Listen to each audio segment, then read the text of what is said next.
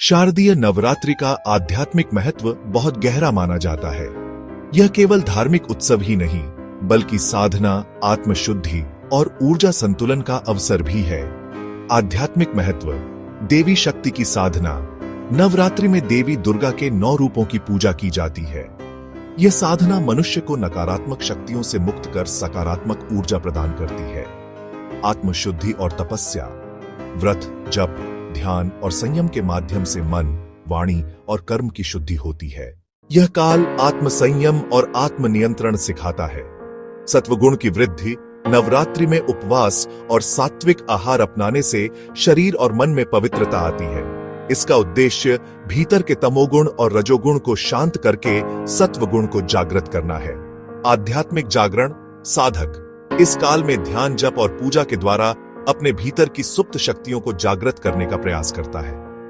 यह साधना आत्मा को परमात्मा से जोड़ने का मार्ग प्रशस्त करती है। अहंकार का नाश। मां दुर्गा की साधना यह संदेश देती है कि भीतर के राक्षसी गुण जैसे अहंकार, लोभ, क्रोध और मोह को पराजित करना ही सच्ची विजयादशमी है। ऊर्जा और संतुलन। नवरात्रि के समय ऋतु परिवर्तन होता है। साधना, व्रत और ध्यान से शरीर में नई ऊर्जा का संचार होता है और मन का संतुलन बना रहता है। कुल मिलाकर शारदीय नवरात्रि आत्मोन्नति और साधना का पर्व है, जो हमें भीतर की नकारात्मक प्रवृत्तियों पर विजय प्राप्त कर दिव्य शक्ति से जुड़ने का मार्ग दिखाता है। शारदीय नवरात्रि के 9 दिनों में माता दुर्गा के 9 रूपों की पूजा की जाती है। हर दिन का अपना विशेष महत्व होता है।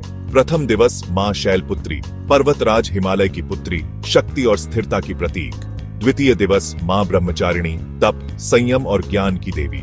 तृतीय दिवस मां चंद्रघंटा, शांति, सौम्यता और वीरता की प्रतीक। चतुर्थ दिवस मां कूष्मांडा, ब्रह्मांड की सृष्टिकर्त्री, ऊर्जा और स्वास्थ्य देने वाली।